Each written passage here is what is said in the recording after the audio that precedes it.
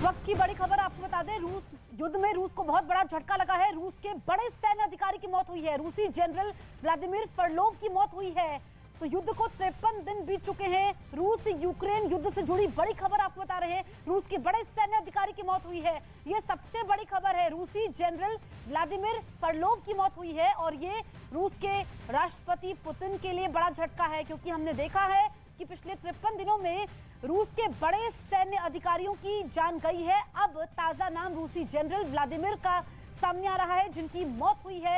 ये बहुत बड़ा झटका है, न सिर्फ पुतिन के लिए बल्कि उनकी सेना के लिए भी, क्योंकि लगातार हम देख रहे हैं कि रूस को काफी ज्यादा नुकसान पहुंच रहा है और जो रूसी सैनिक हैं उनका मनोबल टूटा हुआ है। अब रूसी जनरल की मौत हुई है। युद्ध में रूस को बड़ा झटका है। इस वक्त की सबसे बड़ी खबर हम आपको बता रहे हैं। रूस यूक्रेन युद्ध से जुड़ी हुई महायुद्ध ब्रेकिंग आपको बता रहे हैं।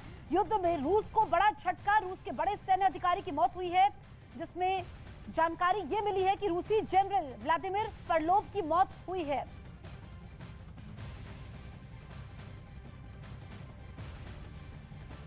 यूक्रेन में पिछले 53 दिनों से रूस के हमले जारी है। इस युद्ध ने दुनिया के देशों को दो खेमों में बांट दिया है। इनमें कई देश रूस के साथ खड़े हैं, तो कई देशों ने यूक्रेन को समर्थन दिया है। रूस और यूक्रेन के बीच शुरू हुए युद्ध ने विश्व को दो गुटों में बांट दिया है। रूस के समर्थन की बात करें तो चीन खुलकर रूस के समर्थन में खड़ा हो गया है। चीन का साथ होना रूस के लिए शुरू से ही अहम रहा है। अपनी सीमा से लगे क्षेत्रों में नेटो के विस्तार को लेकर अमेरिका की आलोचना कर चुका क्यूबा भी अब खुलकर रूस के समर्थन में खड़ा है। इसके अलावा कभी सोवियत संघ का हिस्सा रहे अर्मेनिया, कजाकिस्तान, किर्गिस्तान, ताजिकिस्तान और बेलारूस भी रूस का साथ जरूर देंगे। इन देशों का रूस के साथ होने का सबसे बड़ा कारण है कि इन देशों ने सामूहिक सुरक्षा संधि संगठन पर हस्ताक्षर किए हैं, जिसका मतलब है कि अगर रूस पर कोई देश हमला करता है तो ये देश भी रूस की मदद में आगे आएंगे और रूस पर हमले को खुद पर किया गया हमला मानेंगे। दूसरी तरफ ईरान, उत्तर कोरिया और पाकिस्तान भी रूस का समर्थन कर सकते हैं। रूस के समर्थन में खड़े दिख रहे देशों का ये आज के समीकरण का गुणा भाग है। युद्ध के दिनों में मित्र भी शत्रु हो जाता है और शत्रु भी मित्र। लिहाजा बदलते हालातों में रूस को भी पता है कि आखिरकार साथ वही आएंगे जिनका निशाना उसी की तरह अमेरिका होगा। रूस को समर्थन देने वाले छोटे बड़े देशों में चीन सबसे अहम है और वो रूस के साथ खड़ा है और आगे भी रहेगा, क्योंकि चीन का अपना हित सधेगा। जरा समझते हैं आखिर क्यों रूस के साथ खड़ा है चीन और तीसरे विश्व युद्ध चाहने वाले ड्रैगन को इससे क्या हासिल होगा। चीन और रूस के बीच पुराने रिश्ते हैं। सोवियत संघ के जमाने में दोनों देशों के कम्युनिस्ट संबंध और ज्यादा गहरे हुए। शीत युद्ध के जमाने में रूस ने चीन का खूब साथ दिया और आज चीन उसी की भरपाई कर रहा है। लेकिन कुछ जानकार ऐसा भी कहते हैं कि चीन बिला वजह रूस का साथ नहीं दे रहा, बल्कि रूस जैसी एटमी पावर के साथ हाथ मिलाकर अमेरिका को पटखनी देना चाहता है। चीन ने 24 फरवरी से शुरू हुए रूस यूक्रेन वॉर में साबित किया है कि वो रूस के साथ है। चीन इस मामले में संयुक्त राष्ट्र में मतदान के दौरान अनुपस्थित रहा या फिर मॉस्को का साथ दिया। बीजिंग में शी जिनपिंग से पुतिन की मुलाकात के एक हफ्ते बाद ही 24 फरवरी को यूक्रेन पर हमला हो गया था। चीन कहता तो है कि यूक्रेन की संप्रभुता और सुरक्षा की भी रक्षा होनी चाहिए, लेकिन साथ ही ये भी दोहराता है कि रूस की जायज सुरक्षा चिंताओं का भी सम्मान करना चाहिए। ये चीन का डबल गेम है और ताइवान को यूक्रेन की तर्ज पर जीतने की बड़ी चाल। लिहाजा चीन को बस युद्ध का मौका चाहिए।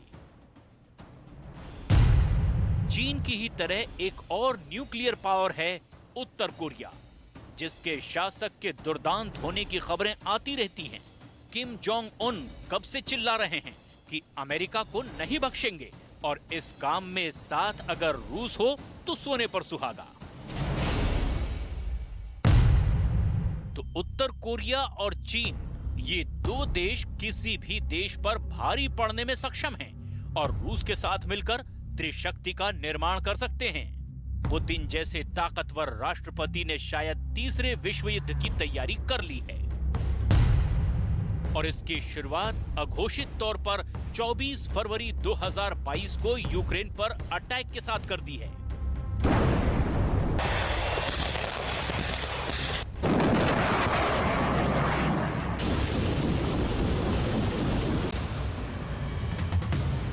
लेकिन पुतिन के सामने लड़ने वाला अब तक कोई नहीं आया और अब जब पुतिन ने खुल्लम खुल्ला तीसरे वर्ल्ड वॉर का ऐलान कर दिया है तो अमेरिका से यूरोप तक खलबली मची है।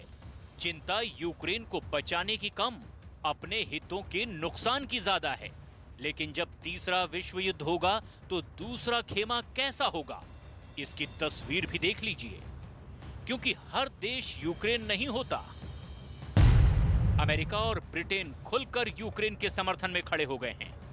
रूस पर प्रतिबंध लगाने से लेकर यूक्रेन को आर्थिक मदद देने तक ब्रिटेन का रुख साफ हो चुका है। फिलहाल बन रहे हालात को देखते हुए नेटो में शामिल यूरोपियन देश Belgium, Canada, Denmark, France, Iceland, Italy, Luxembourg, Netherland, Norway और पुर्तगाल ये पूरी तरह से यूक्रेन का समर्थन करेंगे। इसके साथ ही जर्मनी और फ्रांस भी यूक्रेन के साथ खड़े दिखाई दे रहे हैं। जापान, दक्षिण कोरिया, ऑस्ट्रेलिया और कनाडा ने भी रूस पर प्रतिबंध लगाकर यूक्रेन का खुल्लम खुल्ला समर्थन कर दिया है। पश्चिमी देश और अमेरिका इस वक्त पूरी दुनिया के बाजार की धुरी हैं। अगर तीसरा विश्व युद्ध होता है, रूस और उसके सहयोगी अमेरिका और उसके सहयोगियों पर मिसाइल दागते हैं या अमेरिका और उसके सहयोगी रूस और उसके मित्र देशों पर हमला करते हैं, तो इसका असर सिर्फ इन्हीं देशों पर नहीं होगा बल्कि पूरी दुनिया पर होगा। और ऐसा असर अगर होता है तो पूरी दुनिया की खुशहाली के गम में तब्दील हो जाने का बड़ा खतरा है।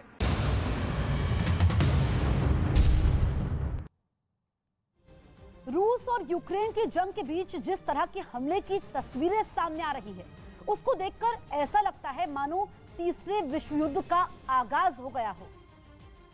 दुनिया ये देख चुकी है कि जब जंग होती है तो सिर्फ वर्तमान नहीं मरता, भविष्य भी तबाह होता है।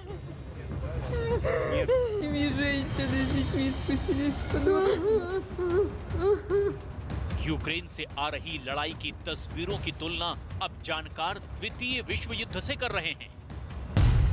द्वितीय विश्व युद्ध 1939 से 45 के बीच लड़ा गया था। ये इतिहास की सबसे बड़ी लड़ाई थी जो 6 साल तक चली थी। अनुमान के मुताबिक 1 सितंबर 1939 से 2 सितंबर 1945 तक चले इस युद्ध में न सिर्फ 5 करोड़ से ज्यादा लोग मारे गए थे, बल्कि भूखमरी